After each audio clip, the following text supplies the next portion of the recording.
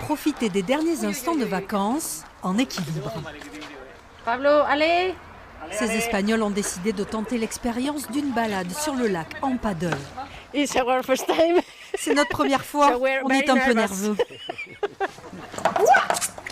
D'autres ont préféré la sécurité pour rentrer sains et saufs. J'ai pas trop le sens de l'équilibre visiblement. Donc là c'était très bien comme ça assise et puis on a profité 1 heure durant donc voilà. Le lac de Castet est un endroit propice à la balade.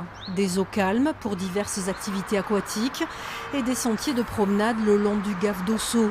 Un bonheur partagé pour ce dernier week-end de vacances.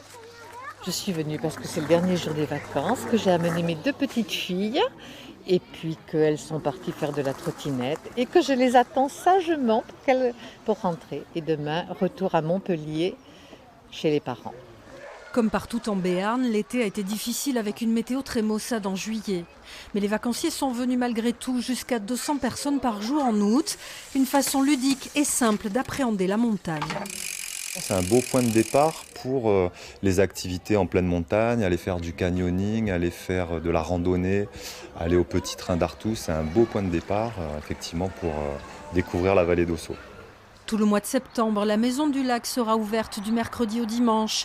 Les sentiers sont libres d'accès toute l'année pour encore profiter de belles journées sur le lac de Castet.